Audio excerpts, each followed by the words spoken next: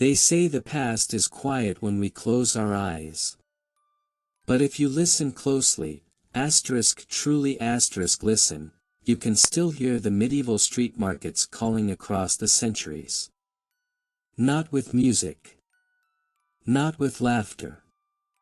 But with the wet, sticky sound of things being cut, scraped, boiled, and sold as food, things that would make even the bravest modern stomach twist. And tonight, as you drift toward sleep, I want to take you there. Not to the kings, not to the castles, not to the knights. But to the place where ordinary people fought their hunger with whatever the world placed in front of them. Welcome to the medieval street market, where the smells alone could haunt your dreams. The Market of Shadows. The story begins in a time before the world knew refrigerators, before sanitation existed, before the word fresh meant anything more than not yet rotten. It begins on a cold, gray morning in the year 1347, months before the Black Death would change Europe forever. But for now, the danger was something far more immediate. Food. Real food. Safe food. Edible food. Something that almost nobody in the lower streets of Southwark, London could afford. And this is where we meet Elias Ryder, a quiet, thin young man of 19, whose bones stuck out a little too sharply beneath his wool tunic, whose eyes had grown used to searching every alley for scraps he could chew. Elias wasn't a hero. He wasn't a knight. He wasn't a thief. He was simply someone trying to survive. And sometimes, survival meant closing your eyes to what you were eating. That morning, the fog clung to the ground like a wet blanket. It was the type of fog that carried smells, deep, old smells, so that long before Elias reached the market, he could already taste it on the air. A dense mixture of blood, ash, wet cloth, and something else, something sour. Yet, strangely comforting. It meant the market was alive. It meant food, of some kind, waited there. Elias pulled his cloak tighter and stepped into the maze of wooden stalls. Most people imagined medieval markets as colorful places, full of music and noise. And yes, they were noisy. The shouts of sellers rose and fell in waves. Pig trotters for a penny. Hot eel pie, fresh this morning. Cheap bones for boiling. But the colors, the charm, they were mostly illusions painted by later centuries. In reality, the market was brown. Brown mud. Brown stalls. Brown crusted tables where yesterday's juices dried into hard, flaking lines. And the ground, oh, the ground was a swamp made of rainwater, blood, animal guts, and ash tossed out to soak up the worst of it. People walked through it anyway. They had to. Elias kept his head down as he passed the tripe seller first. That was always the worst. Tripe, cow stomach, hung in pale yellow sheets, dripping slowly into wooden buckets. It quivered when the wind touched it. The tripe seller, a woman with a missing eyebrow and arms strong from years of chopping, spotted Elias. "You boy. Want a strip? Cheaper today, only slightly turned." Turned, meaning asterisk starting to rot. Elias shook his head. "Not today, Mistress Fen." She shrugged. "Your loss. Some of it still bites back." He didn't want to ask what she meant by that. Next came the blood pudding stall, thick sausages made of pork blood mixed with oats, then left hanging in the cold air until they firmed.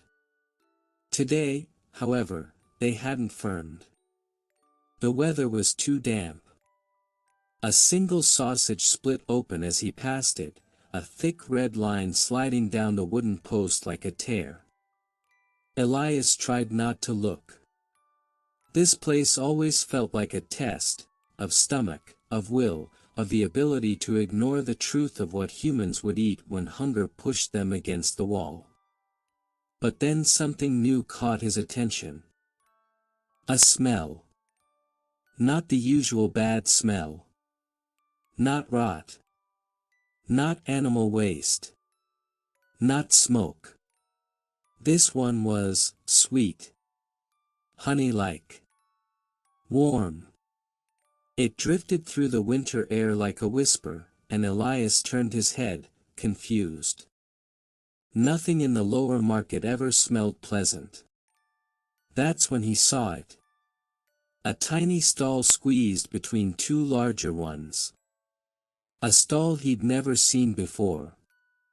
The cloth roof was faded green, the edges torn, but someone had decorated it with thin cords of dried flowers, something no vendor here ever wasted money on. And the smell. It came from there. He approached slowly, stepping over a pile of fish heads someone had tossed onto the ground.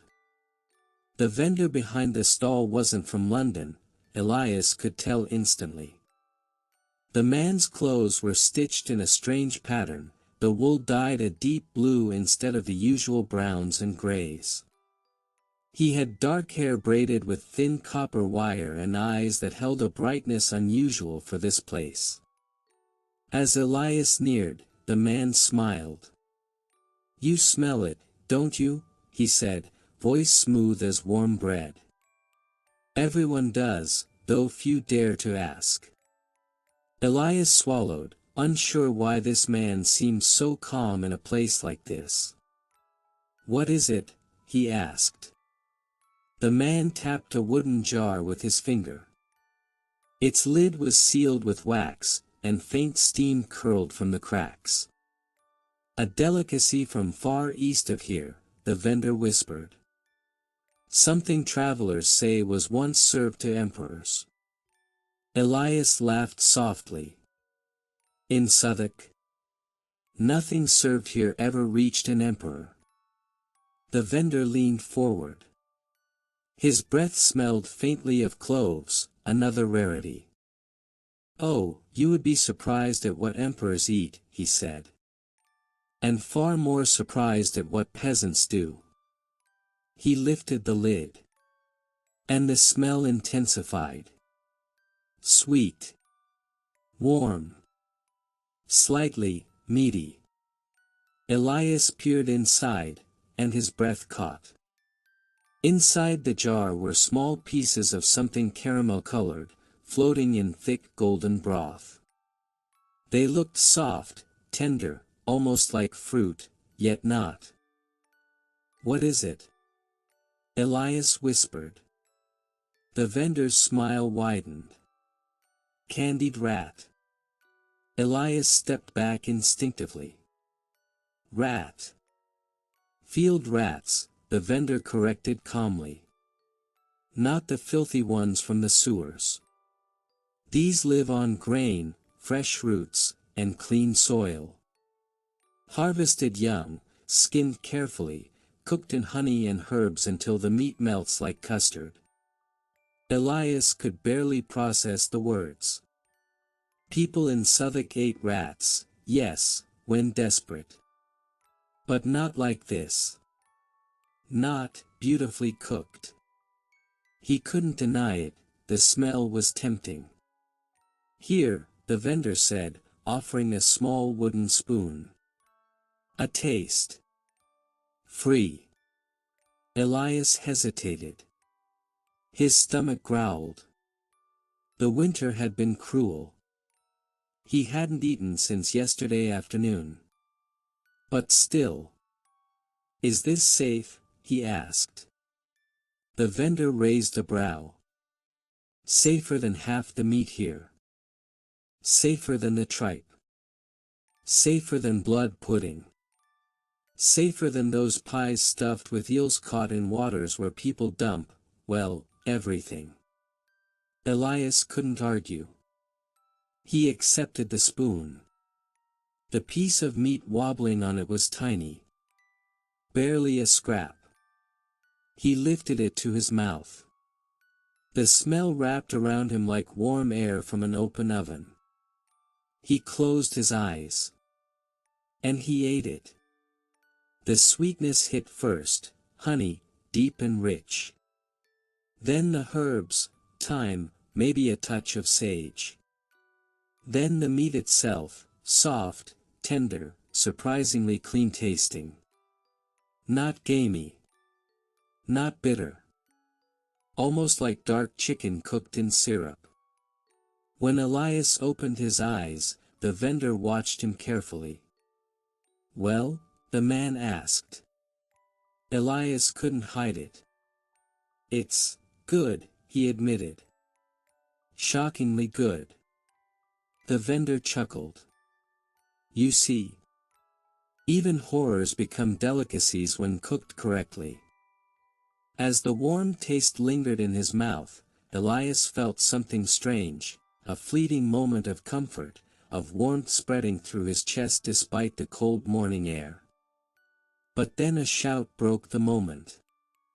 "You there, foreigner!" Two guards pushed through the crowd, their boots splashing through the filthy ground. They wore the red and black colors of the bishop's men. The vendor's smile didn't fade, but his eyes sharpened.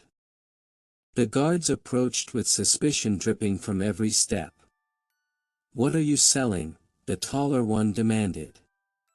"Food," the vendor replied politely. The shorter guard sniffed the air. "Doesn't smell like any food sold in this market."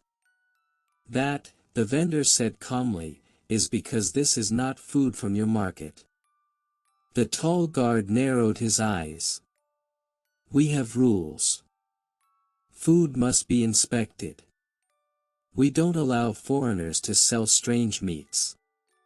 Last time someone tried, a man dropped dead within the hour. People nearby stopped what they were doing. Even the tripe seller paused mid-swing of her cleaver." The vendor remained perfectly calm. "Yes," he said softly.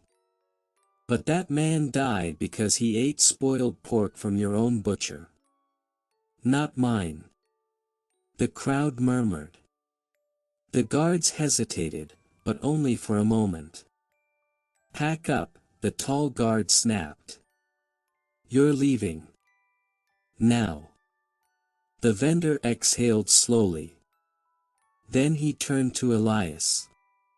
"Come back tomorrow," he whispered. "Before sunrise.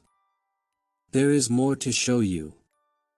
Then he closed the jar, sealed it with wax, and began packing his things.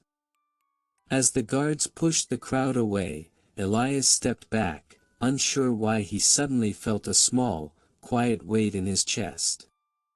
Maybe it was curiosity. Maybe it was fear. Maybe it was hunger for more than food, for something he didn't yet understand. But one thing was certain. He would be back. Because the medieval market didn't just feed people. It tested them. And Elias had just taken his first bite. Before sunrise. Elias barely slept that night. Not because of fear. Not because of the rats. Not even because of what he had tasted. It was the warmth that kept him awake. The strange comfort that had spread through him after that single spoonful. Like someone had lit a candle behind his ribs. Food in Southwark never made anyone feel warm. Food in Southwark made people survive, not sigh. But this had done something different. He rolled over on his straw mattress, staring at the cracked ceiling of the tiny room he rented above a cobbler's workshop.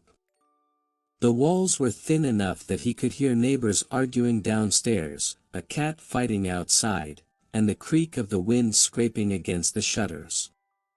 Yet all he could think of was the vendor's last words. Come back before sunrise. Why? What else did he have to show? And why had the guards reacted with such hostility? Foreigners came to London all the time. Sellers brought spices from the east, furs from the north, wine from France. But the reaction he saw. That was fear, not regulation. Something about that man disturbed them. Elias finally drifted into a thin sleep, only to jolt awake in the darkness, heart thrumming with the strange feeling that he might miss something important. He washed his face with cold water, put on his thickest wool cloak, and stepped into the night. The moon was fading. A thin blue line of dawn touched the horizon. The air was still. Too still. It felt like the city was holding its breath. Southwark at night was different than during the day. During daylight hours, the filth, the noise, the crowds, they all distracted from the truth of the place. But in the fragile pre-dawn silence, the streets looked more ancient, more haunted, as though the city were showing its true age. Elias moved through the empty lanes, past taverns still echoing with drunk voices, past a butcher's stall where a dead pig hung motionless like a ghost of tomorrow's food. He reached the market a full hour before sunrise. It was deserted. The stalls were nothing but wooden skeletons in the dimness. The ground smelled of old blood, stale ale, and the faint sweetness of crushed apples. Mist curled over everything like breath from a sleeping beast. Elias waited. He almost wondered if he had imagined the vendor. If the taste, the warmth, the promise were only illusions crafted by hunger. But then, a single lantern appeared in the fog. Its light bobbed gently, growing brighter with each step. The silhouette carrying it was unmistakable. The vendor. He approached quietly, the lantern illuminating the copper wires woven through his hair. You came, the man said softly. I did, Elias replied. I want to know what you're selling. Why you're here. And why the guards. The vendor lifted a hand. All in time. He motioned for Elias to follow him toward the narrow side of the market, where stalls were squeezed together so tightly that even a rat would have struggled to pass between them. The vendor stopped in front of a small wooden cart covered with a thick leather cloth. I did not bring the candied rat today, he said. Something much rarer. Something the guards would never allow if they knew. Elias hesitated. Is it dangerous? Only if eaten incorrectly, the man replied calmly. That didn't help. The vendor lifted the leather cloth. Underneath was a wooden chest reinforced with iron bands. Something inside shifted slightly. Not violently, just a small movement.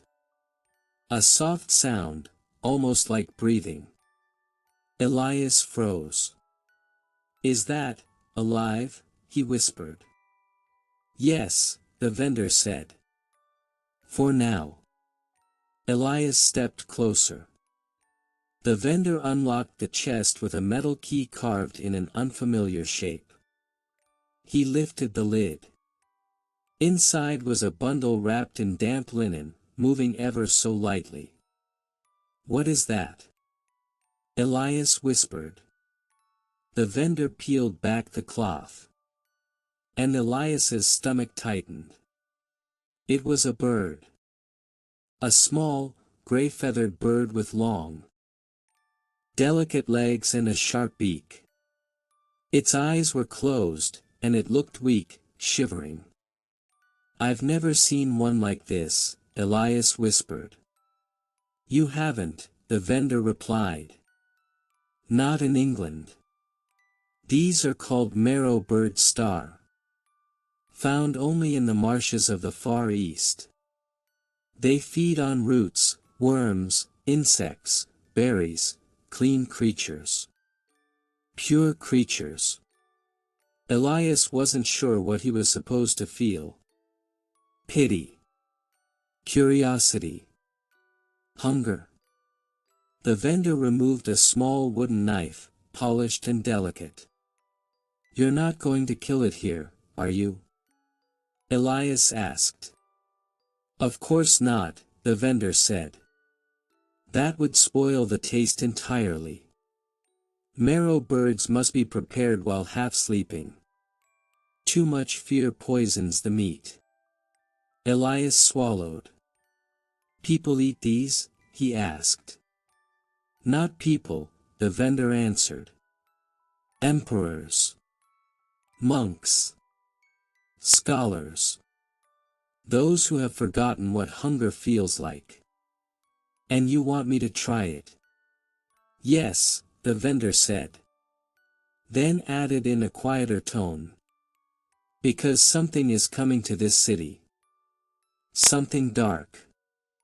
And this," he tapped the chest, "is part of the cure."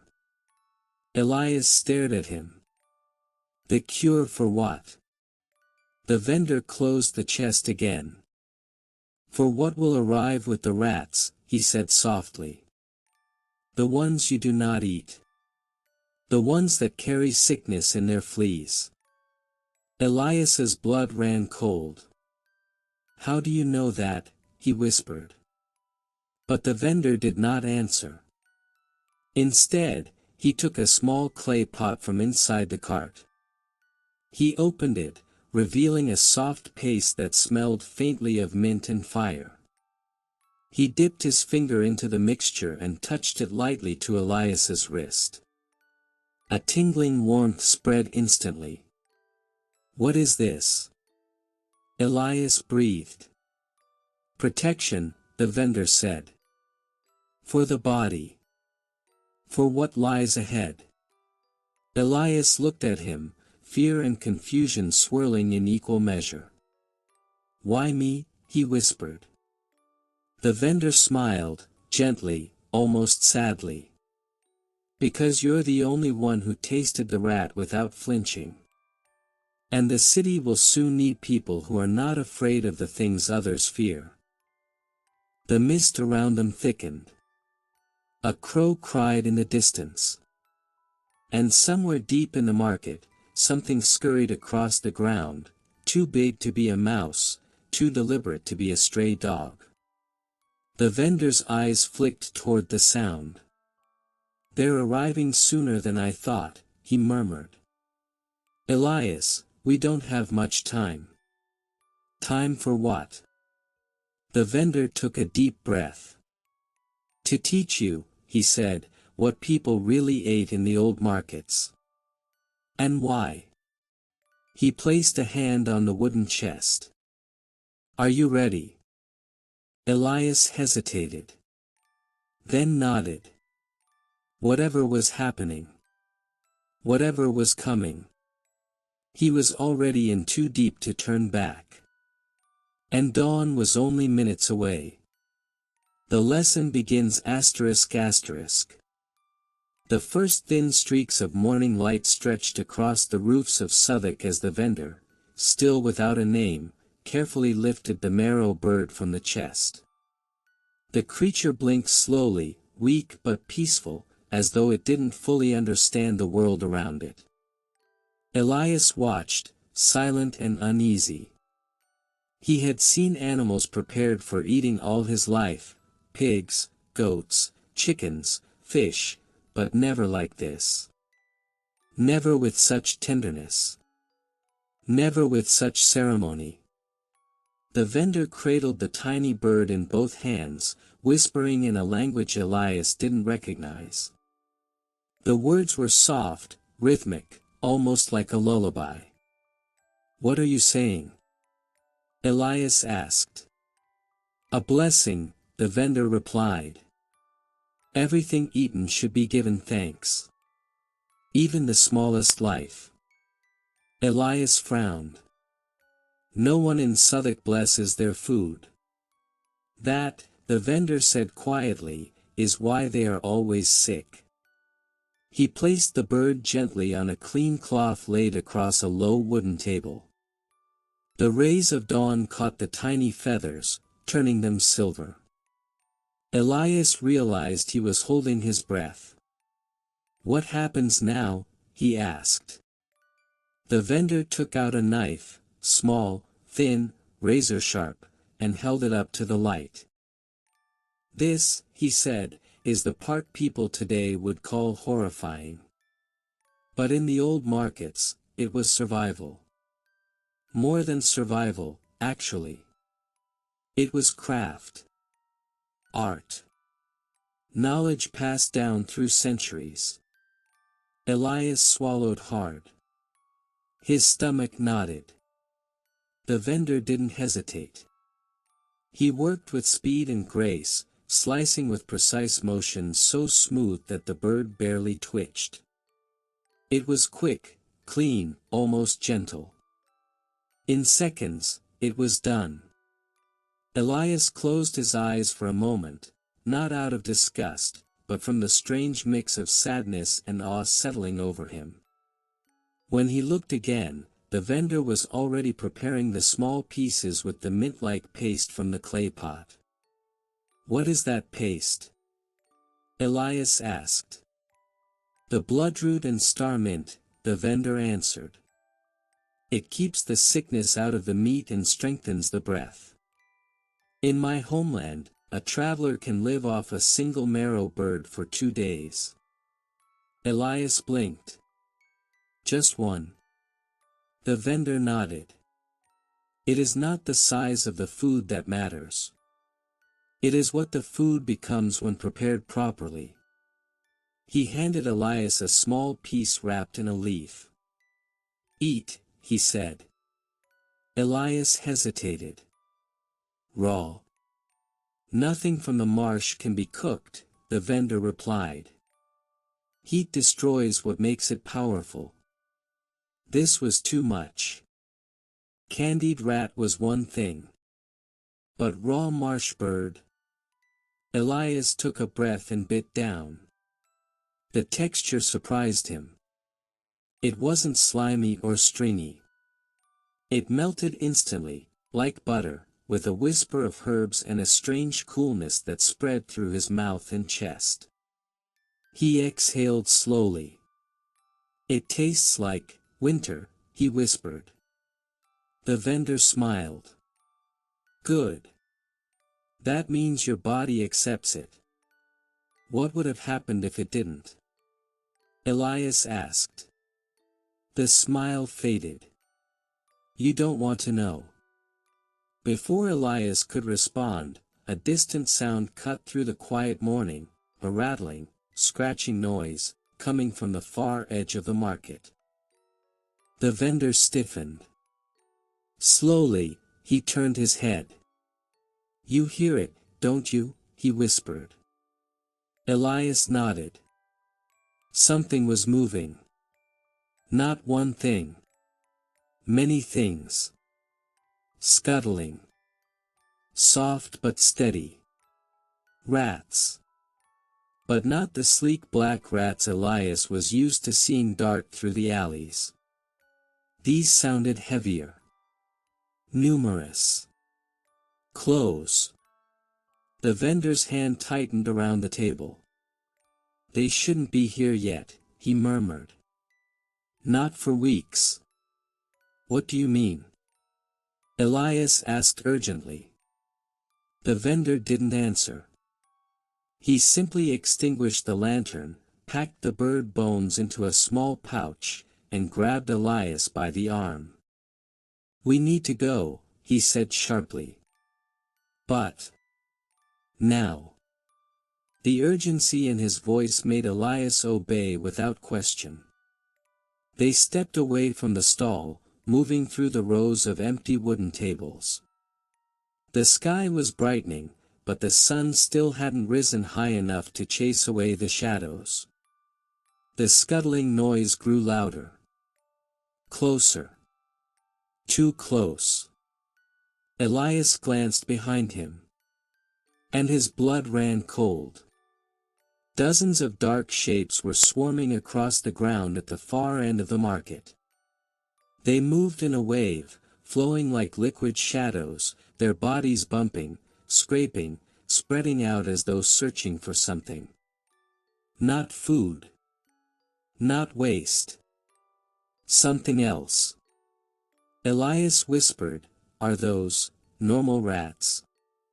"No," the vendor said. "These are plague runners." Plague? Elias nearly stumbled. As in? Yes. The vendor's expression was grim, serious in a way Elias hadn't seen before. They follow sickness like wolves follow scent. They appear before the illness. Some say they bring it. Others say they warn of it. Elias stared. He felt cold all over. "But why here?" he whispered. "Because," the vendor said quietly, "the sickness has already entered the city." Elias's breath stopped. "That's impossible. There have been no signs." "Signs never come first," the vendor replied. "Only shadows do." They ducked behind a row of crates as the rats spread across the market floor, noses twitching, eyes glinting in the faint morning light. One rat lifted its head, sniffing the air. It turned. It looked directly toward Elias. Elias's heart hammered in his chest. The vendor whispered, "Don't move." The rat crept forward, its body low, its movement strange, almost trembling, as though something inside it twitched with every step. Its fur was patchy. Its skin moved unnaturally. Elias felt the warmth from the mint paste on his wrist spread up his arm, almost like it was reacting. The rat paused. Its whiskers trembled. Then, abruptly, it turned away and scurried off. The vendor let out a slow breath. "You see," he murmured. "It works." "What works?" Elias asked, still shaking. "The paste," the vendor said. "It hides your scent. You don't smell like prey. Or like host." "Host," Elias repeated. "For the fleas," the vendor said softly. "The true carriers." A chill deeper than hunger or cold crawled through Elias's body. The vendor rose slowly. "We must leave the market," he said. "From now on, you cannot walk here without protection. And there is much more to learn. Much more you must eat. Much more you must understand before the sickness shows itself." Elias stared at him. "This is why you came to London?" "Yes," the vendor whispered. "To teach. To prepare. To help a few survive what many will not." The rats were fading into the shadows now, disappearing into cracks and drains, scattering into the waking city. But Elias knew. With a certainty that clenched his stomach. That Southwark would never be the same. And neither would he. The sun finally broke over the rooftops of Southwark, thin and pale, more like a sickly glow than true daylight. Elias and the vendor slipped through the narrow lanes behind the market, moving quickly but quietly. Every shadow felt alive. Every rustle of straw made Elias' stomach tighten. He kept glancing over his shoulder, afraid the plague runners were following. They won't come in daylight, the vendor said without turning. And even if they did, they will not come for you. Elias looked at his wrist. The paste had dried, leaving a faint, minty scent. It still tingled faintly, like a warm thread running beneath his skin. What exactly is in that mixture? Elias asked. Herbs, the vendor replied. Roots. Oils. And something very old. Something you do not want to know the name of. That was not comforting. They walked until the noise of the morning market drifted behind them, the calls of sellers, the creak of carts, the laughter of children who had not yet learned to fear anything. Elias finally spoke. What happens now? Do we just wait? Do we warn people? Warn them? The vendor almost laughed. If you shout sickness, the bishop's men will beat you for spreading panic.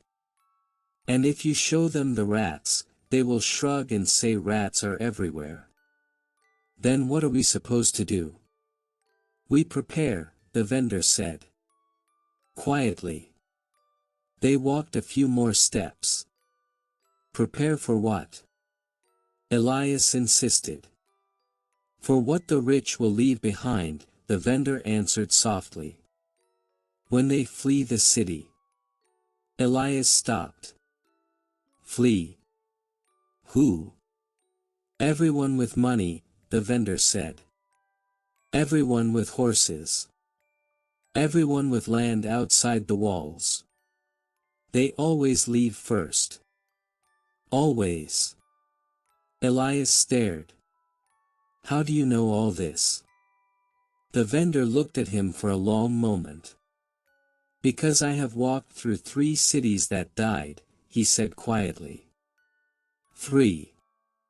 All ended the same way. All started the same way. With rats. With fever. With a cough.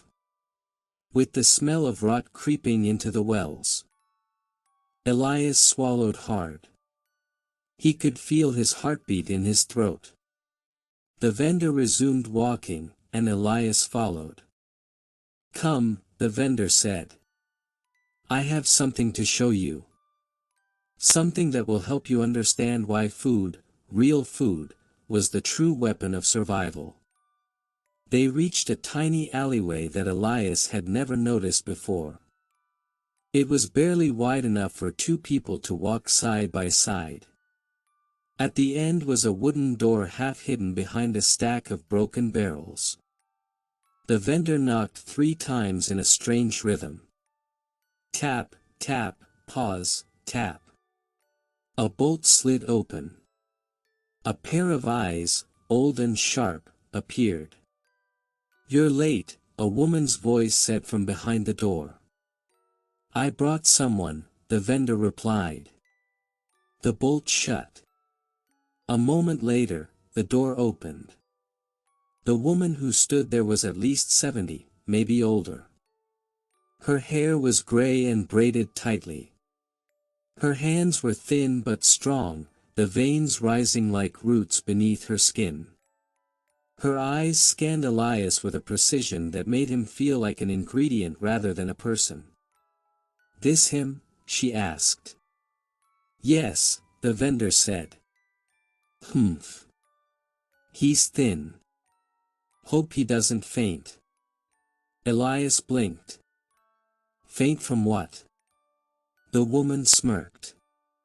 You'll see. The vendor motioned Elias inside. The room beyond the door wasn't a house, or a kitchen, or a storage room.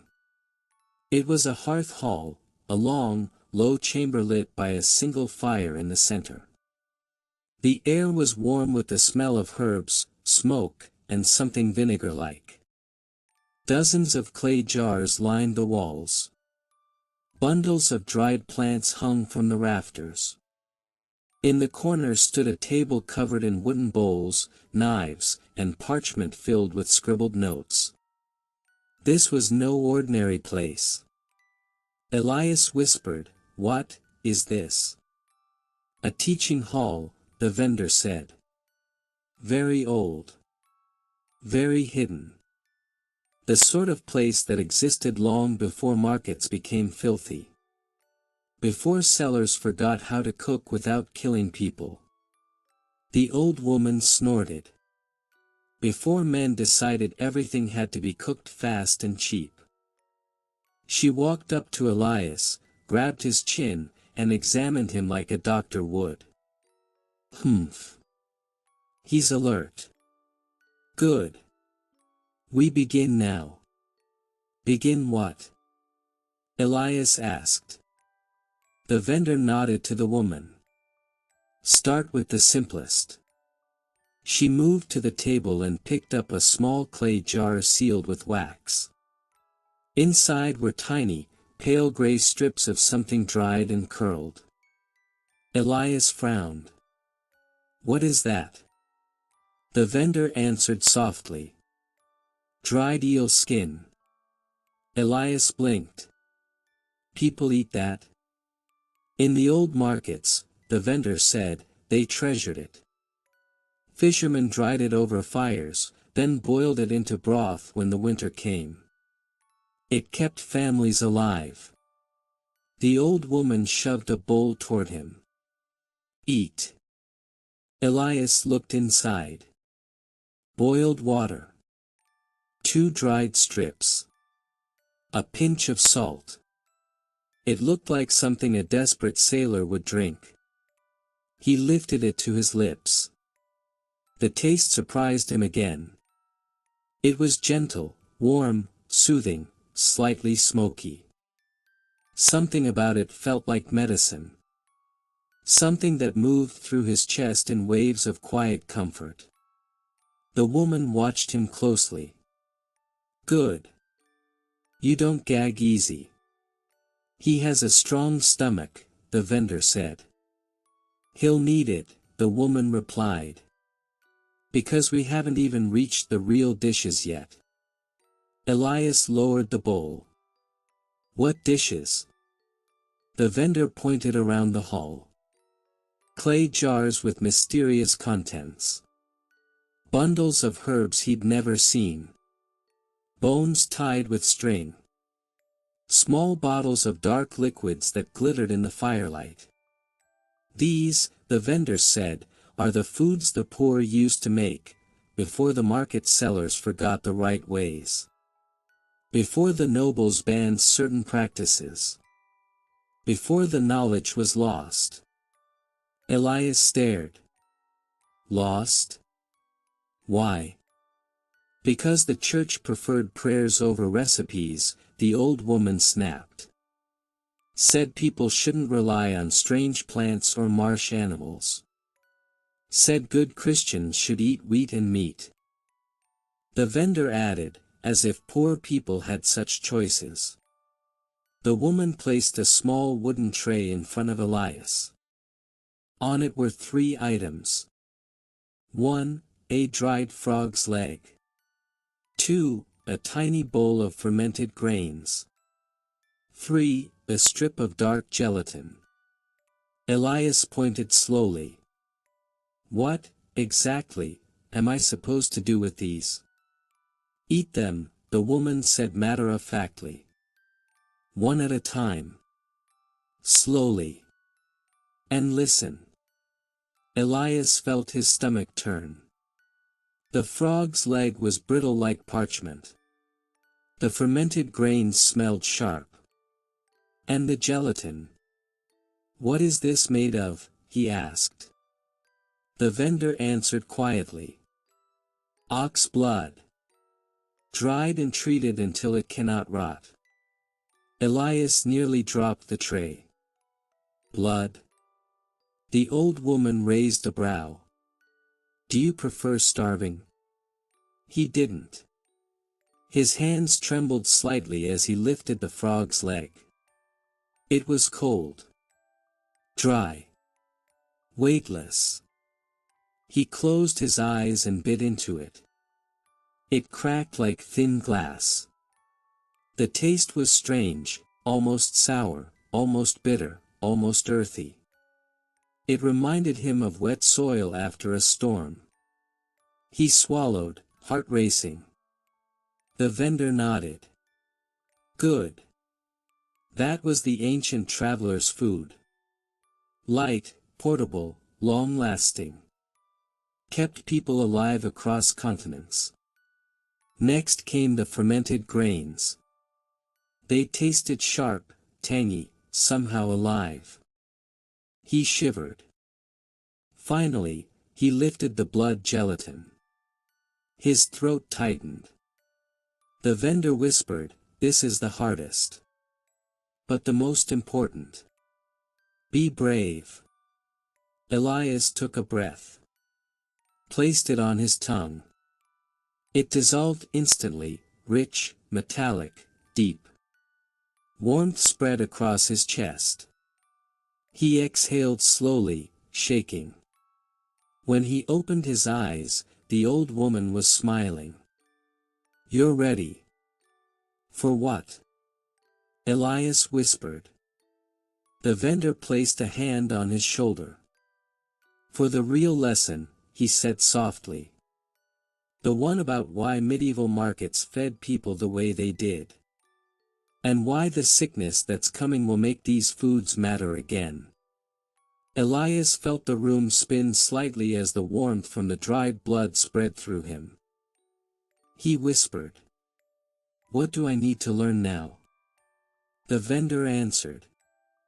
"How to survive what the city will soon become." The fire cracked. The jars rattled faintly. And far outside, in the waking streets of London, the first screams of the day began. The secrets of survival ****. The screams were distant at first. A woman, high in a window, yelling for someone, anyone, to help. A child's wail echoing down a narrow alley. The city was waking, but not with joy. It was waking with terror. Elias swallowed hard. He turned toward the vendor and the old woman. "Are those rats back?" he whispered. "No," the vendor said. "These are humans." "Humans?" "Yes," the vendor replied grimly. "Panicked, hungry, sick humans. They will behave worse than the plague runners ever could. And many will die because they do not understand what we are doing here." Elias felt the warmth from the pastes and blood dishes fade, leaving his chest hollow. What do you mean?" The old woman approached the table, lifting a bundle of herbs. "These," she said, "are what people use to prevent illness. Not magic, not prayer, but food and preparation. Salt, roots, smoke, controlled fermentation. In the old markets, we didn't just sell food. We taught survival." Elias watched her carefully, trying to absorb every word. The vendor spoke again. "You have tasted the rat, the marrow bird, the frog, the fermented grains, and the blood gelatin. Each one has a lesson. Each one has a secret the city has forgotten." "What lesson?" Elias asked, feeling both fear and curiosity. "The lesson," the vendor said softly, "is that hunger is only part of survival. Fear kills faster than starvation. Panic destroys faster than plague. And ignorance ensures death for most." Elias looked down at the table. The jars glinted in the firelight, each filled with ingredients that looked strange, sometimes horrifying, sometimes beautiful. "Teach me," he whispered. The old woman smiled, though her eyes were serious. "Then we begin the real work. You must learn to recognize what can sustain life and what can destroy it. You must learn what the streets of London will throw at you: rotting meat, poisoned water, disease carried by rats, and lice sold as food. She handed him a small jar containing a thick paste of roots, dried flowers, and a few unidentifiable powders. "This," she said, "is the shield against the sickness that will follow the rats. Keep it on your skin, on your food, even in your water. Every particle of it matters." Elias nodded, trembling slightly. He could feel the weight of the city pressing against him. Every scream, every smell, every shadow reminded him that survival here required more than courage. The vendor moved to the hearth and began boiling a small pot of water. "Next," he said, "we prepare real food for the streets. Not delicacies. Not treasures. Necessities. Things that will keep you alive when all else fails." From the wooden chest, he pulled out small, grayish chunks. "Dried eels," he said. "Fermented grains," added the old woman. "Roots preserved in smoke and salt," the vendor whispered. Elias watched as they combined the ingredients with precision, creating a mixture that smelled both strange and comforting. "Drink it," the vendor said, handing Elias a bowl. He hesitated. The aroma was pungent, metallic, and earthy. But hunger, and something deeper, pushed him forward. He sipped. The warmth spread instantly through his chest, up his spine, and into his limbs. It was like the fire had entered him from the inside. The vendor watched silently, then nodded. "You have accepted it. That means your body is ready. That means you can survive what is coming." Elias looked around the room. The jars, the pastes, the strange foods, they were no longer just curiosities. They were weapons. Tools. Knowledge the world had forgotten. The old woman leaned closer. "Remember this, boy," she whispered. "People in the streets eat anything. They will eat rot, they will eat filth, they will eat lies. You will eat life." Elias felt a shiver run down his spine. Life. Not delicacy. Not luxury. Life. And far outside, the city groaned with the first signs of chaos. The rats were moving faster now. The fever was spreading. The air smelled faintly of decay. Elias clenched his fists. He knew that after today, nothing would be the same. He also knew that if he remembered everything taught here, if he trusted the strange and horrifying foods he had been shown, he might survive. The old woman smiled grimly. "Tomorrow," she said, "we go to the market. We teach the lesson that most will never learn, what real food is, and why it matters. What the streets of London will give you, and take away, before the day is done." Elias nodded, determination replacing his fear. He didn't know if he would live through the day. He didn't know if anyone else would. But he understood one thing. In the medieval market, food was more than hunger, it was survival, and survival was a lesson written in the most horrifying ways. And Elias, he was ready to learn. The next morning, the city was awake in a way that made the air heavy and thick. Smoke curled from the chimneys, mingling with the damp morning fog. The streets of Southwark were noisier than ever. Merchants shouted over each other, carts rattled on the uneven cobblestones, and the smell of fish, blood, and stale bread filled the air. But beneath all of it, Elias could feel the quiet pulse of something darker, something moving just out of sight. The vendor and the old woman led him through narrow alleys, avoiding the main thoroughfares where the richer merchants had already begun to panic. "Remember," the vendor whispered, "the market isn't just a place to buy food. It's a test.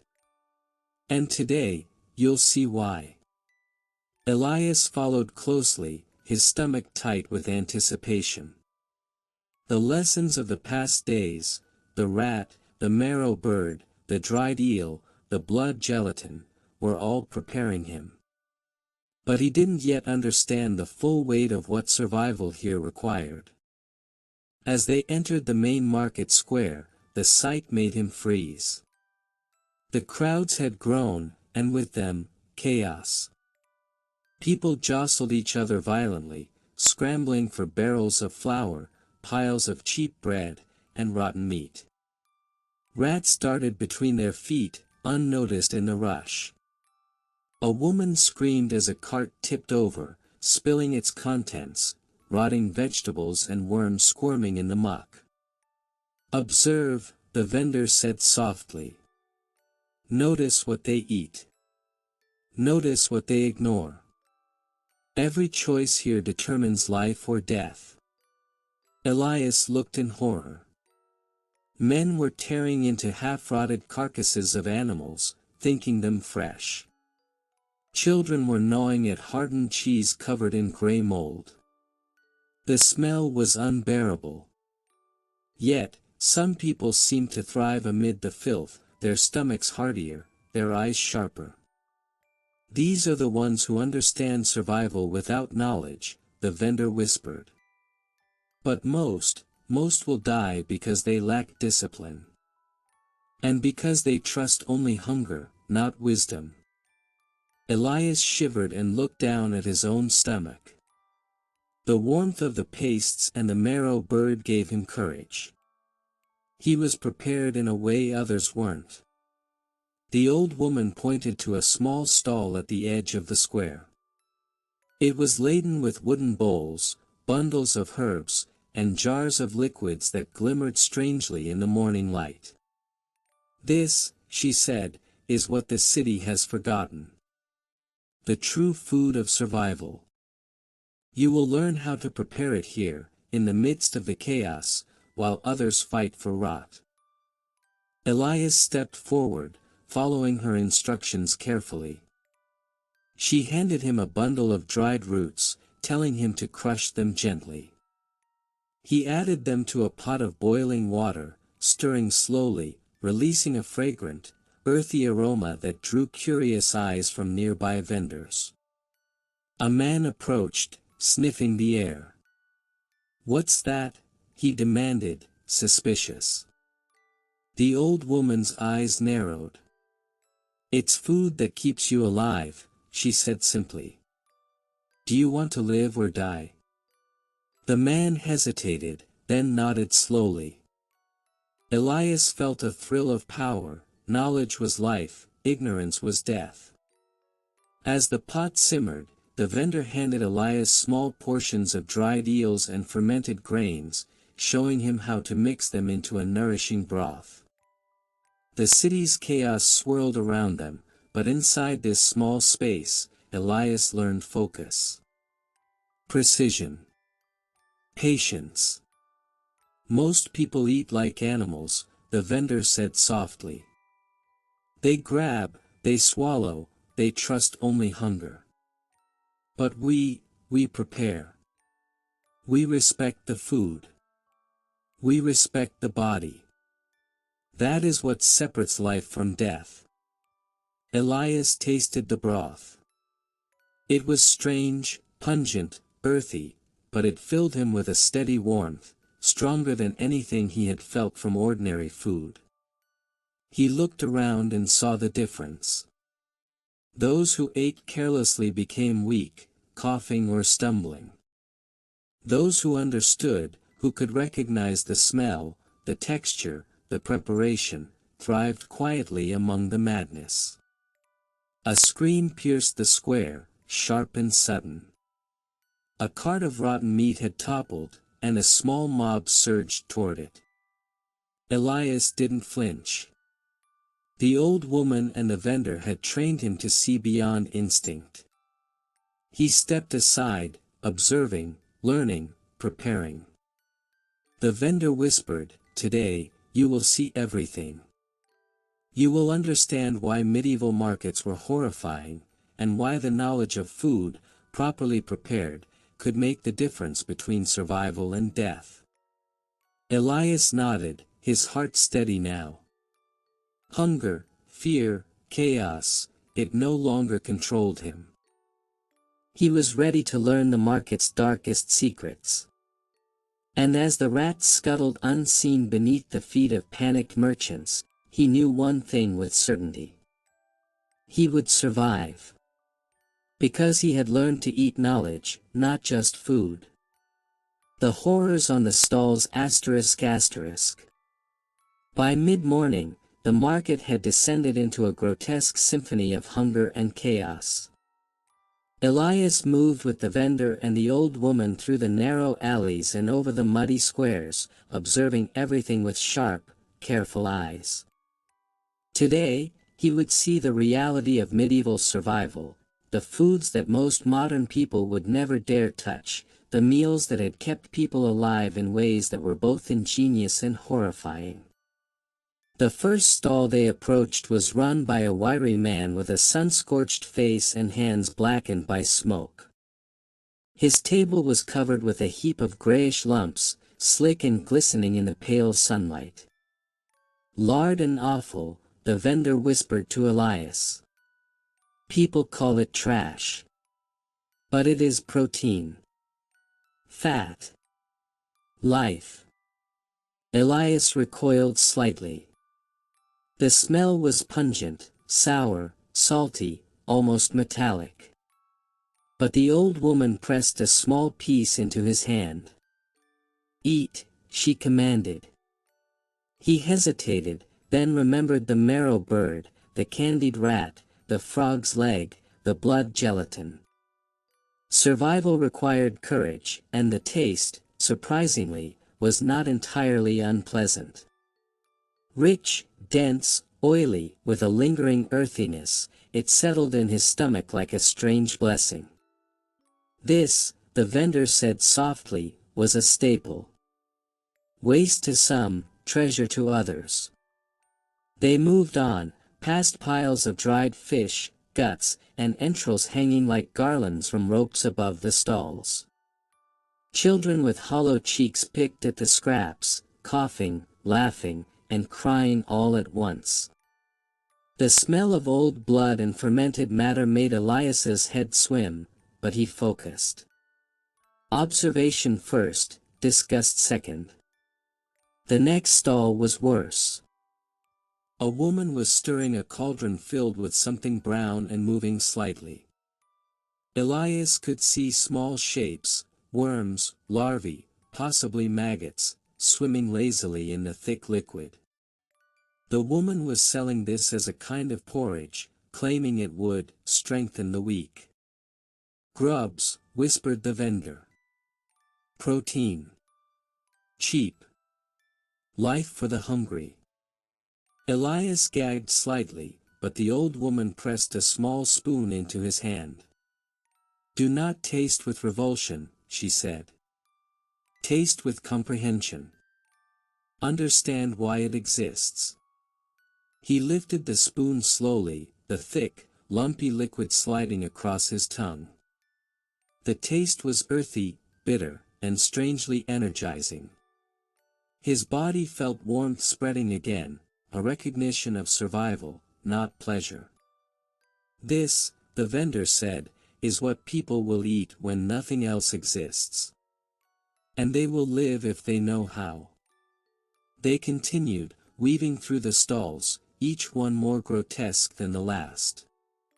Pies filled with eels and entrails ***, the crust barely holding together. Pickled pigeons ***, heads intact, floating in brine. Tripe and blood pudding ***, the smell sharp, overwhelming, almost unbearable. Roasted rats ***, tails curling, meat glistening in the sun. Elias saw men and women devour these foods eagerly, gnawing at bones and swallowing the flesh with desperate hunger. Some children cried, refusing to eat, while others laughed with glee at the novelty of the flavors, not knowing that these dishes had saved lives for centuries. The vendor guided him to a quieter stall, one that most people ignored. It was simple, a wooden table with jars of dried herbs, small bundles of roots, and several pieces of preserved meat. "Here," the vendor whispered. "This is knowledge disguised as food. Observe, taste, understand." Elias reached for a piece of dried meat, which looked almost like bark. He chewed slowly. It was tough, fibrous, but nourishing. Not enjoyable, but sustaining. The old woman handed him a small spoon of greenish paste. "This," she said, "is made from herbs, ashes, and a little salt. It keeps the stomach from turning when nothing else is available. It is bitterness disguised as protection." Elias tasted it. Strong, astringent, earthy. His stomach tightened, then settled. The warmth returned, deeper this time, filling him with a quiet clarity. "This is why people survived," the vendor said. "Not through wealth, not through privilege, not through taste. Through understanding. Through preparation. Through courage to eat what others feared." Elias looked around at the crowd. Chaos reigned. Rats scuttled beneath the feet of panicked people, some falling into the open cauldrons of soup or porridge. Screams rang out as carts toppled and children cried. But in the midst of it all, he felt a strange calm. Because he knew the truth. The streets were horrifying. The food was horrifying. The smells, the sights, the filth, everything would make a modern stomach revolt. But knowledge of it was life itself, asterisk asterisk. The vendor leaned closer. "Remember," he said quietly, "what you've eaten today. Rat, marrow bird, frog, eel, grubs, blood. Every morsel was a lesson. The market will continue to offer horrors, but you will survive because you understand them." Elias swallowed, his stomach full and strong, his mind sharp. He realized that fear was not the enemy. Hunger was not the enemy. Ignorance was. And as the market descended further into madness, he took another careful sip of the broth the vendor had prepared, feeling warmth and courage spreading from his chest to his fingertips. He was ready. Because the medieval street market was not a place for the faint of heart. It was a place where only the prepared, the knowledgeable, and the brave survived. And Elias, trembling, wary, and alive, was learning to be all three. The forbidden foods asterisk asterisk. By midday, the market had turned into a cacophony of survival. The air was thick with the mingled smells of rotting meat, smoke, sweat, and mud. Vendors shouted, children cried, and rats moved like living shadows underfoot. Elias followed closely behind the vendor and the old woman, feeling both terror and fascination. He knew today he would see the foods that most would never imagine existed, and yet had sustained humanity through starvation and disease. The first stall they approached was hidden beneath a faded canvas, almost invisible among the chaos. The air around it was sharper, colder, carrying a metallic tang that made Elias' stomach twist. Inside, jars of preserved meats lined the wooden shelves. But these were unlike anything Elias had seen. Skulls of small animals, rats, rabbits, even birds, were stacked next to containers filled with fermented blood, tiny wriggling insects, and gray lumps of something that looked like hardened clay. People called this forbidden, the vendor whispered. Not because it was illegal, but because it frightened the untrained eye. Elias stared. You mean, people ate that? Every morsel, the vendor said. Every survivalist in a city learned to turn fear into sustenance. The old woman picked up a small jar. Inside floated tiny, dark worms. Grubs, she said calmly. Protein, cheap, and everywhere. Don't flinch. Elias hesitated. Then he remembered the marrow bird, the frog's leg, the dried eel. He forced himself to reach out and take one. It wriggled in his fingers. He popped it into his mouth. The texture was strange, slightly crunchy, slightly soft, but the flavor was earthy and nourishing. The warmth returned to his chest. Good, the old woman said. You'll need that courage. The next ones are worse. They moved to another stall. Here, the vendor had laid out piles of candied rats. Their tiny tails curled like corkscrews, their fur glazed with a sticky sweetness. Elias felt his stomach churn. The thought of eating a rat, even candied, was enough to make him gag, but the vendor handed him one anyway. Do not eat with disgust, he said softly. Eat with comprehension. Every bite is survival, every bite is history. Elias bit down. The flavor was strange, meaty, sweet, and faintly smoky. He chewed slowly, feeling the warmth spreading again, deeper and steadier than before. Good, the vendor murmured. Now you see why the guards feared me. They do not understand the lesson. They only see horror. The old woman guided Elias to a small, low table at the back. On it were several small clay bowls containing substances he could hardly name, a thick paste of fermented grains and blood, a jelly-like substance that smelled faintly of decay, and small dried fish, head still intact, tied with string. Eat, the old woman commanded. Taste the history. Taste the survival. Elias took a piece of dried fish. Its head, eyes, and all, stared at him as if accusing him. He swallowed, feeling the salty, slightly bitter taste flood his mouth. Then he tried the blood grain paste. The metallic tang made him wince, but the warmth inside returned, stronger this time, steadying his nerves. He realized something profound. The horror was not in the taste, but in the knowledge. Knowing why people ate these things, how they prepared them, and how they could sustain life, that was the key. The old woman leaned close. Most people would see this and flee. They would die because they could not stomach the lesson. But you are learning. And learning is survival. The vendor nodded. The plague, famine, and rot do not discriminate by morality or taste. They discriminate by knowledge. You have tasted fear, Elias. You have digested it. And now, you understand a little more.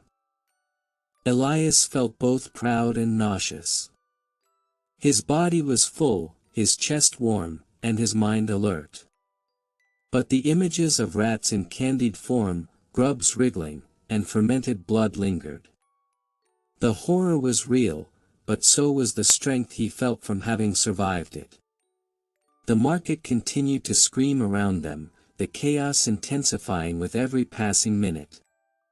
Yet inside this small circle of survival, the vendor, the old woman, and Elias, there was a strange calm. The old woman whispered, "Remember, boy. This is why history smells foul and tastes strange. People ate what the world gave them, even if it made their stomachs revolt. Survival is never polite. Survival is never clean. Survival is always horrifying. Elias swallowed another bite, feeling warmth radiate through him. His fear had not vanished, but it had been transformed into knowledge, courage, and preparation. The vendor touched his shoulder. Today you have seen the forbidden foods. Tomorrow, we go deeper. You will learn why some dishes were considered curses, why some ingredients could kill if misused, and why, in the medieval streets, the line between life and death was written in what people dared to eat.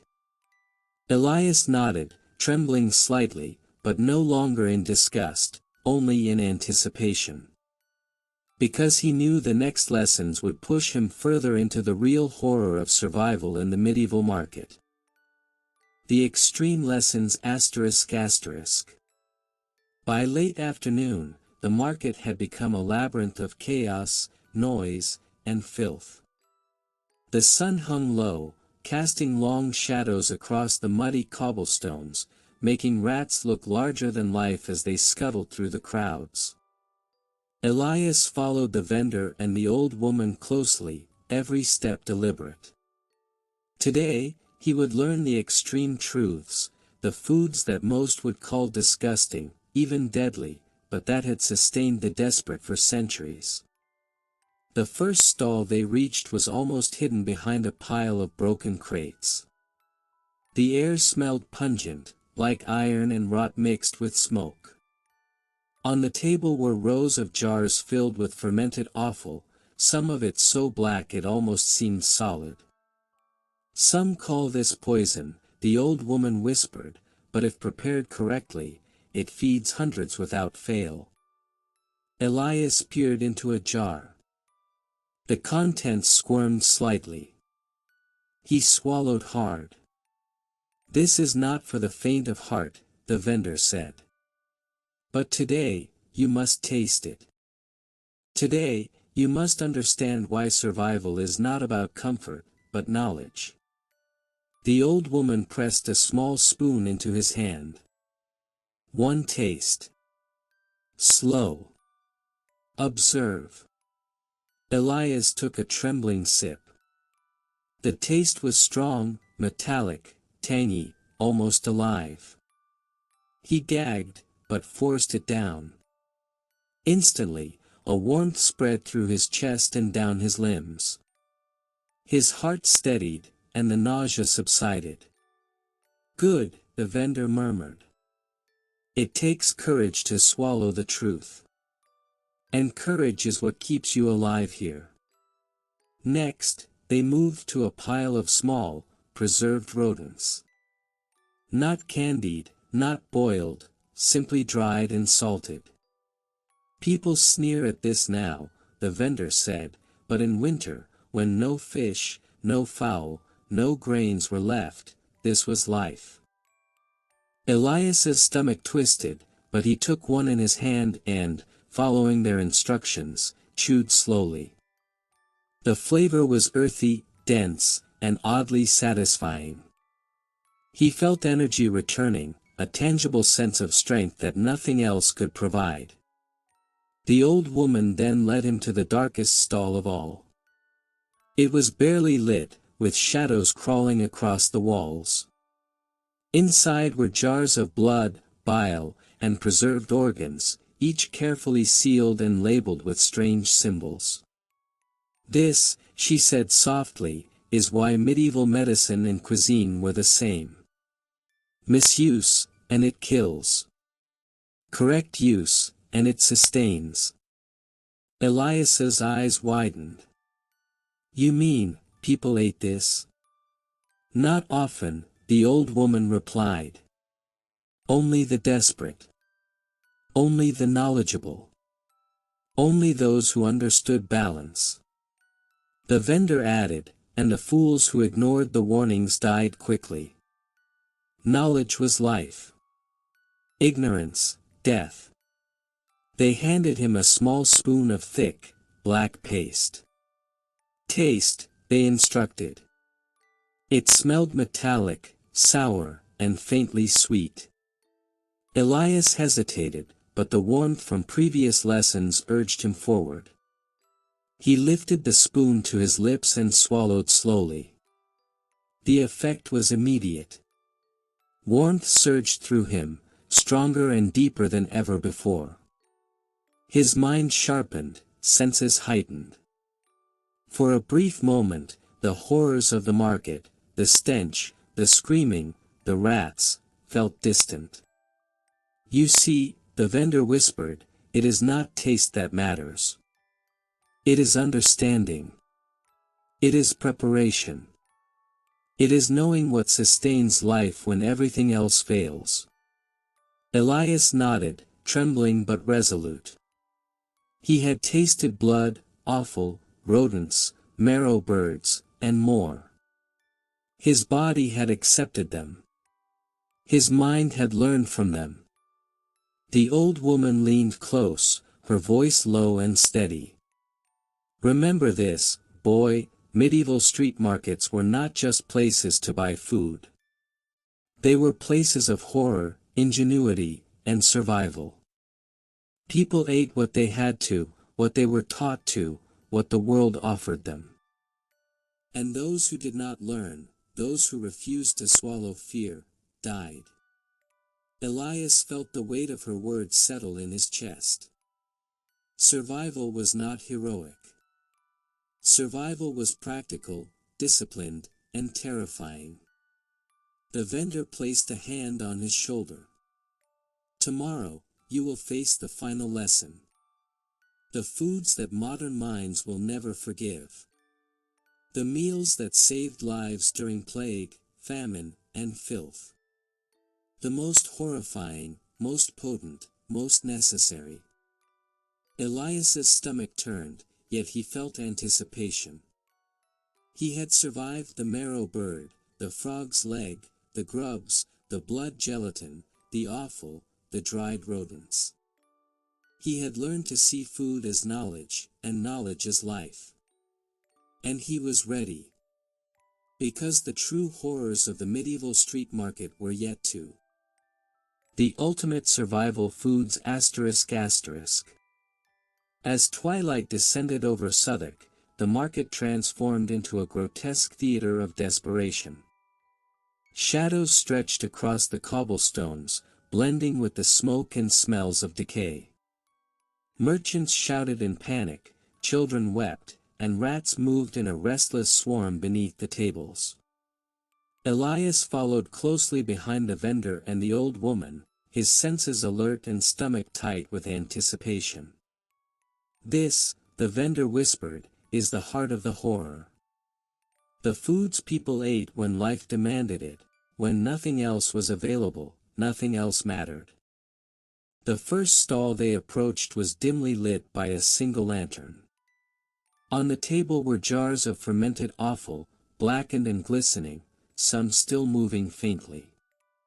Next to them were small salted rodents, their tails curled, eyes dried and glassy. Elias felt a shiver run down his spine. Eat, the old woman commanded softly. Taste fear, digest knowledge. He hesitated for only a moment before taking a small piece of offal. The metallic, tangy flavor hit his tongue. Gagging slightly, he swallowed. Warmth spread instantly through his chest, deep into his core. His nerves steadied, and his mind sharpened. Good, the vendor murmured. Few survive their first taste.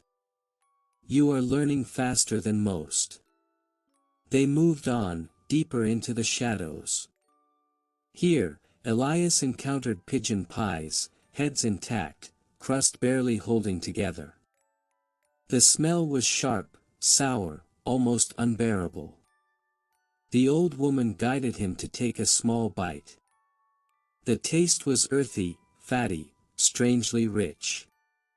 His stomach turned, but his body thrummed with energy.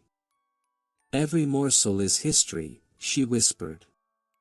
Every bite teaches survival. Remember it.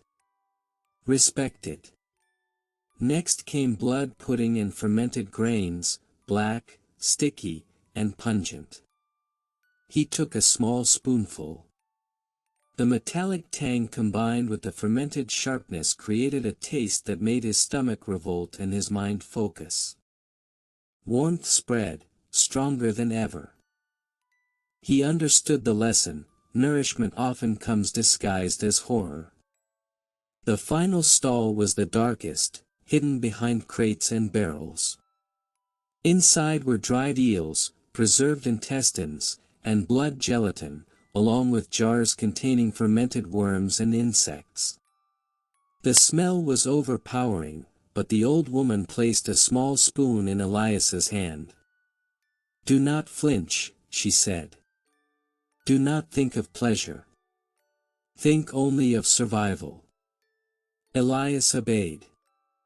Each taste was worse than the last, the dried eel gritty, the intestines chewy and oily, the blood gelatin metallic and thick, the insects earthy and alive with faint movement.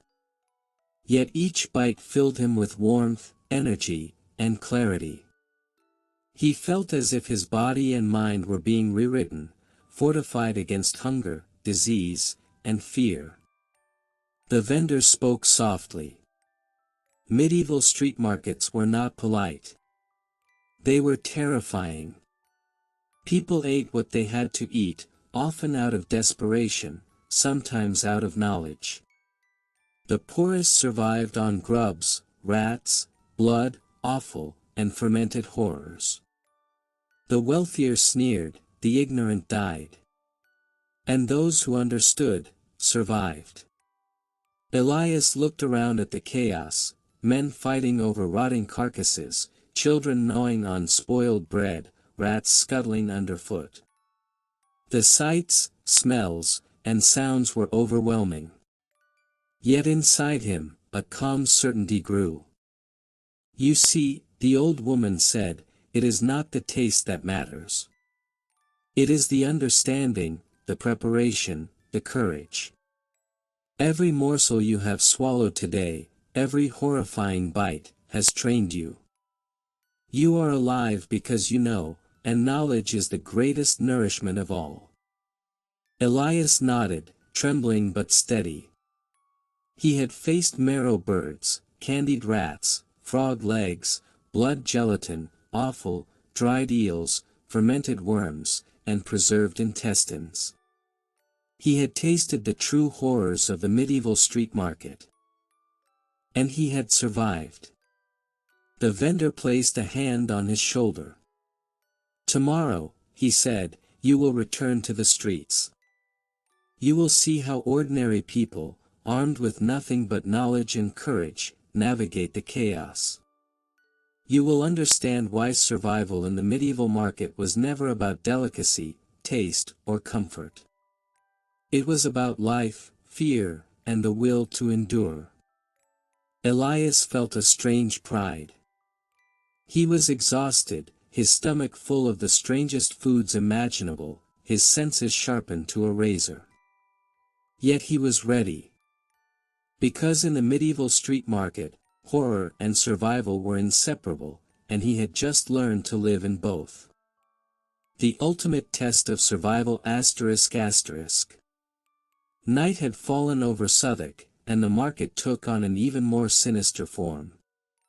Lanterns flickered, casting long, dancing shadows across the mud-caked cobblestones. Screams and shouts had dwindled into desperate cries. The stench of rot, blood, and smoke hung heavy in the air. Rats swarmed unseen underfoot, and the dying groaned in corners. Elias followed the vendor and the old woman, every sense alert. Tonight, he would not merely observe, he would survive amidst the chaos, using every lesson he had been taught.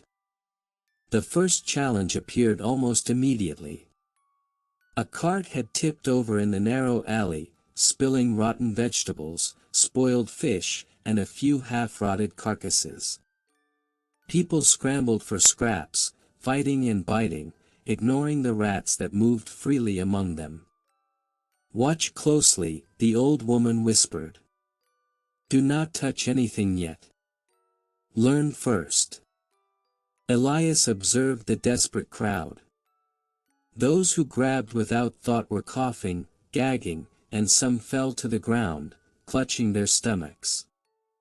The vendor leaned close. "Hunger without knowledge kills faster than plague." He motioned Elias forward. Using the jars and preserved foods they had prepared earlier, Elias offered a few morsels of dried eel, blood gelatin, and fermented grains to a small group of starving children. They looked at him suspiciously, hesitant, then tasted cautiously. Their eyes widened with relief, the warmth spreading in their bodies. "See," the vendor said. "Life is in the preparation, not in abundance. Many would die for scraps of rot when true nourishment is here, if they only knew." The second challenge arrived in the form of a man attacking another over a small heap of spoiled bread. The vendor grabbed Elias, pulling him aside. "Do not intervene with violence," he whispered. "Observe. Learn. Sometimes survival means staying alive, not fighting." Elias nodded. He watched the struggle and felt his chest tighten with fear, but he did not act. When the men tired, the weaker of the two collapsed, coughing violently. Elias noticed the warmth in his own stomach, the preparation, the courage, the knowledge, shielded him in a way raw instinct never could. The final trial came as the cries of the sick and the dying mingled with the screams of the hungry. Rats skittered over fallen scraps, gnawed at bones, and disappeared into shadowy corners. The smell of decay was overwhelming. Yet Elias moved calmly with the vendor and the old woman, offering the preserved foods and pastes they had prepared. People hesitated, some recoiling from the horror of dried rodents, blood gelatin, and fermented offal. Elias encouraged them gently, showing them the warmth that came from proper preparation. Slowly, they ate. Slowly, some survived the night. The old woman leaned close, her voice steady, cutting through the chaos. "Tonight, you have learned the final lesson. Hunger is deadly, fear is deadly, ignorance is deadly. But knowledge saves. Preparation saves. Courage saves. Those who survive do not eat delicacies, they eat life disguised as horror. They understand what others cannot stomach." Elias looked around at the market. The chaos had not lessened, if anything, it had grown. But he felt a strange calm. He had faced marrow birds, candied rats, frog legs, blood gelatin, offal, dried eels, fermented worms, preserved intestines. He had survived the ultimate test of the streets. The vendor placed a hand on his shoulder. "You see now," he said, "why medieval street markets were horrifying. Not for taste, not for beauty, not for comfort. They were terrifying because they were survival in its purest form. Those who learned the lessons lived. Those who did not, died quietly in the alleys." Elias swallowed, the warmth of his prepared meals spreading through him. The screams and smells still surrounded him, but he no longer felt fear. He felt strength, knowledge, and readiness. Because tonight, he had learned what the medieval markets truly taught: life was raw, survival was horrifying, and the stomach was the ultimate teacher. Teaching the lessons ***. Dawn broke slowly over the ruined streets of Southwark, pale light spilling across mud, broken carts, and discarded scraps. The market had quieted, but the stench lingered, a grim reminder of the night's chaos. Elias stood among the alleys, the vendor and the old woman beside him. He was exhausted, his stomach still full of the horrifying foods that had sustained him, but his mind was sharper than ever. Today, the vendor said, you will do more than survive. You will teach. Elias looked around, bewildered. Teach, who? The people, the old woman replied.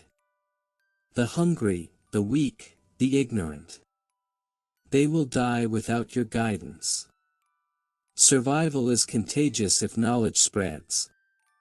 They moved to a small square where children picked at scraps of bread and rats darted among the legs of scavengers. Elias carried the jars of preserved foods, the pastes, and the bundles of dried herbs. Observe first, the vendor whispered. Do not force anyone. Let them see the warmth of knowledge before they taste it. Elias stepped forward carefully. He opened a jar of dried eel strips, holding them out to a small group of children. They stared, wide-eyed, some gagging at the smell. He remembered the fear he had felt, the nausea, the warmth.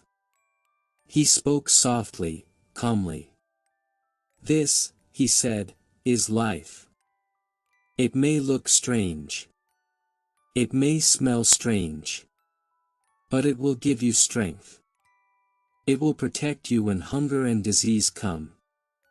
One boy hesitated, then took a strip.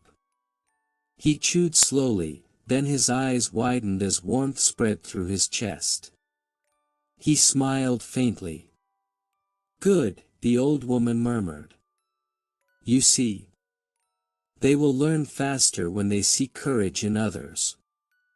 Next, Elias demonstrated the blood gelatin and fermented grain paste, explaining how each ingredient nourished the body, fortified it against sickness, and gave strength beyond mere hunger.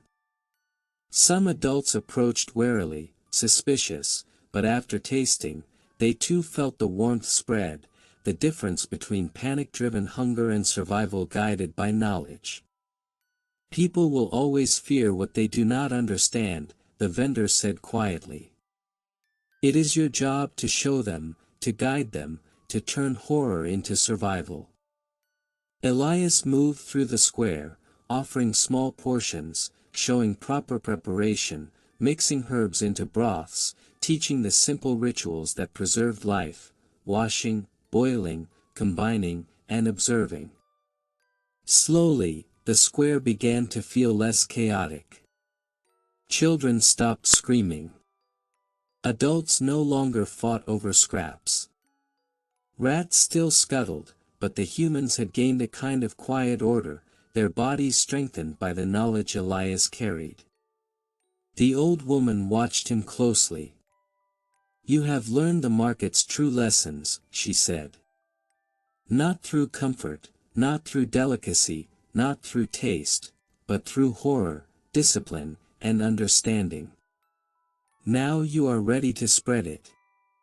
Elias nodded. He understood fully now, the medieval streets had been terrifying, the foods disgusting, the smells unbearable, but each horror had a purpose. Each lesson had been a tool for life. Knowledge is the ultimate survival food, the vendor whispered. It nourishes even when nothing else can. Elias looked around at the square, at the children eating dried eel, the adults sipping the fermented pastes, the rats scuttling unseen. He felt a calm satisfaction, a strange, profound power. He had survived. He had learned. And now, he was teaching others.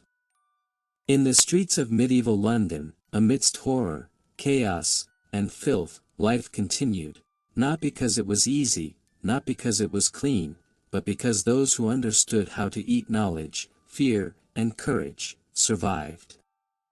Elias inhaled the thick, pungent air, feeling the warmth in his chest spread to his arms, his legs, his mind. He was ready. Because in the end, the medieval market's true lesson was not in the food itself, but in how one faced it, digested it, and used it to survive. And Elias, he would never forget it. The final reflection ****. Night fell softly over Southwark, a quiet curtain over the chaos of the past days. The streets still smelled of rot, smoke, and mud, but the echoes of screams and shouts had faded, leaving only the distant scurrying of rats and the occasional cough from a lingering sick soul.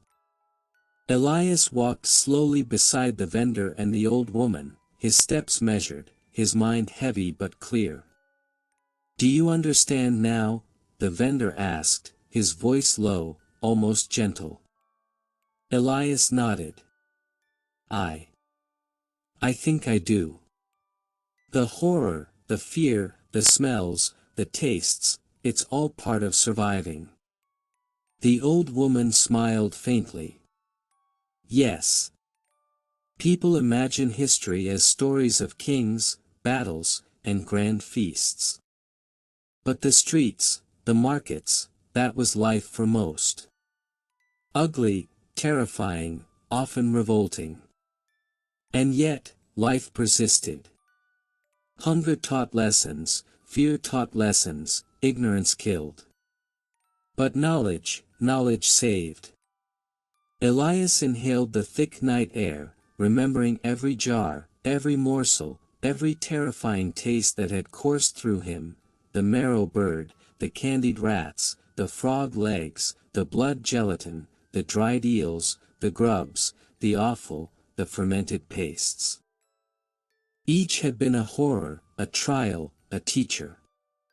Each had forged him into someone who could face the streets and survive. "Will I ever forget?" he asked softly. The vendor shook his head. "No.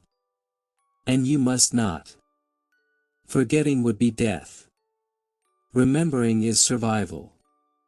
Not just for you, but for those you teach." Elias closed his eyes, letting the memories wash over him, like a tide of smells, textures, and flavors. He felt the warmth spreading from his chest to every limb. He could almost feel the rhythm of the medieval market, the chaos, the hunger, the fear, all pulsing like a heartbeat. The old woman spoke again, her voice almost a whisper. "The streets will always be horrifying. The foods will always seem grotesque to the untrained eye.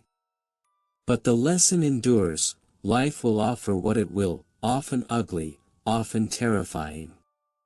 It is not comfort that sustains life, but courage, knowledge, and understanding." Elias nodded slowly, the exhaustion of the past days pressing on him. Yet beneath it all, a calm had settled. He had seen, tasted, and survived what most would flee. He had learned the true nature of survival in the medieval streets, and now he carried that knowledge like a shield. As the lanterns flickered and the shadows stretched long across the alleys, Elias realized something profound. Horror, fear, and filth were not enemies, they were teachers. Knowledge, preparation, and courage were the true sustenance. And those who understood that could endure anything, even the most terrifying streets, the most revolting foods, and the most desperate nights. The vendor clapped him gently on the shoulder. "Sleep tonight, boy. Tomorrow, the market begins again. And those who survive will need your guidance. Never forget what you've learned. Never forget the lesson of life disguised as horror." Elias closed his eyes, the warmth in his chest spreading slowly, a deep, steady heat that made his body feel both exhausted and alive. He let the smells, the tastes, and the memories wash over him, each one a part of the lesson. And as the city's night embraced him, he felt something strange, peace. Because in the end, the medieval market's ultimate truth was clear, life was terrifying, food was horrifying, and survival was knowledge. And Elias, he had learned to survive. The legacy of survival ****. The sun rose pale and fragile over the city, casting long, thin shadows through the alleys of Southwark. The market, though quieter now, still carried the lingering smell of the previous night's chaos, smoke, rot, blood, and the faint tang of fermented food. Elias walked slowly through the muddy streets, carrying with him not just food, but knowledge, courage, and a deep understanding of survival. "Today," the old woman said, her voice barely above a whisper, "you will understand legacy. Survival is not just for yourself, it is for those who follow, for those who cannot yet see the lessons of the streets." Elias looked around. Children scuttled through alleys, picking at scraps, oblivious to the lessons hidden in every morsel.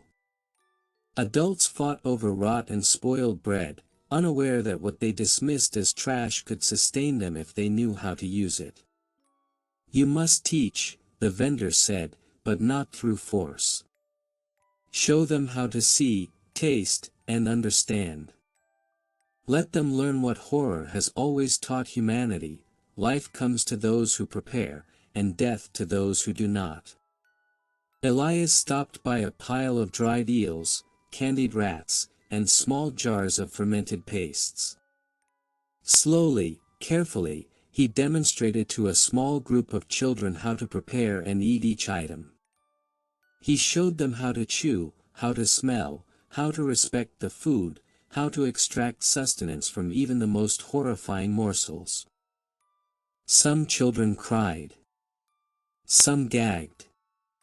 Some laughed. But a few began to eat. Warmth spread through their bodies as the knowledge reached them. The old woman and the vendor watched silently, satisfied. "Legacy," the old woman whispered, "is not written in stone, gold, or song. It is written in survival. In understanding fear, in mastering the stomach, in turning horror into life." Elias nodded, exhausted but determined. He felt the weight of history in every bite he offered, every morsel he explained, every lesson he passed on. The vendor leaned close. "Remember, boy, the market will always be chaotic. Hunger, disease, and fear never sleep. But knowledge endures. Courage endures. Survival endures." Elias looked at the children around him, some still hesitant, some brave enough to swallow the lessons. He realized that the market's horrors, the candied rats, the marrow birds, the blood gelatin, the dried eels, the fermented worms, had become a bridge. A bridge between life and death, ignorance and knowledge, fear and courage. And he understood, finally, that he was now part of the market's eternal rhythm. A living proof that survival was possible. That knowledge, preparation, and courage could turn horror into life. As the sun climbed higher, casting light over the streets, Elias took a deep breath. The market would continue to smell of rot, to echo with screams, to challenge every passing soul. But he was ready. He would teach. He would endure. Because in the end, the medieval street market was more than food, more than fear, it was the ultimate teacher of life itself. Elias swallowed, feeling warmth and courage radiate through him, and stepped forward into the chaos. The lessons of survival were his to pass on, and the legacy of the market would live on in those who dared to learn. The hidden secrets of survival. The sun had risen fully now, spilling pale light across the muddy streets of Southwark. Yet the market remained alive with chaos, the smell of rot and smoke still clinging to every corner, rats darting underfoot, and merchants shouting over one another for attention. Elias followed the vendor and the old woman through the alleys, his senses now finely tuned to every sight, smell, and sound. Today, the old woman said, you will learn the hidden secrets. Not what is obvious, not what everyone sees, but the true methods people use to survive plague, famine, and starvation. Secrets that made the difference between life and death. They arrived at a stall tucked behind a stack of barrels. Inside, rows of jars, bundles of herbs, and small clay pots lined the shelves. The air smelled sharply of fermentation, dried blood, and something faintly sweet and metallic. These, the vendor said, are the tools of survival that history forgot. Preservation, fermentation, drying, boiling, and mixing with herbs, all techniques that turn disgusting food into life-saving nourishment. He pointed to a jar of fermented fish. This smells unbearable now, but when prepared correctly, it could last for months and feed a family through famine. Knowledge turns rot into treasure. Next, they examined bundles of herbs mixed with powdered roots. The old woman crushed some between her fingers, releasing a pungent aroma. Medieval vendors understood the power of plants, she said. Some herbs masked bad smells. Others prevented illness. Some strengthened the weak. Few knew their full potential, but those who did, survived. Elias watched closely as she demonstrated the proper way to mix a small amount of fermented blood gelatin with dried herbs, then add it to a broth of boiled grains and preserved meat. The resulting concoction smelled strange, metallic, earthy, and faintly sweet, but when tasted, it provided warmth and energy far beyond what the raw ingredients suggested. These are the secrets, the vendor said. How to take a piece of rot, a handful of grubs, a dried eel, and turn it into a meal that can sustain life. Few understood it. Fewer survived without it. Elias followed their instructions carefully, learning to measure, mix, and cook with precision. He tasted small amounts at each step, fermented pastes, boiled offal, dried rodents, blood gelatin, and even candied rat, integrating the lessons of the previous days with these new methods.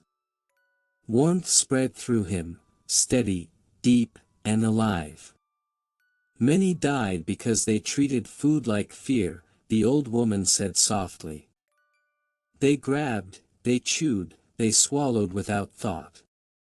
Survival required more. Observation, preparation, understanding, and courage. Elias nodded, realizing the truth in her words. The horror of the market, the sights, the smells, the tastes, was not just punishment. It was education. Every grotesque morsel, every disgusting dish, every wriggling grub had a lesson buried inside. The vendor leaned closer. Remember this, boy. The streets are unforgiving. The poor, the hungry, the desperate, they face horror daily. But survival is never about abundance. It is about knowledge. It is about preparation. It is about courage. And now, you have all three. Elias swallowed another spoonful of the fermented mixture, feeling the warmth radiate through him. He was no longer merely surviving.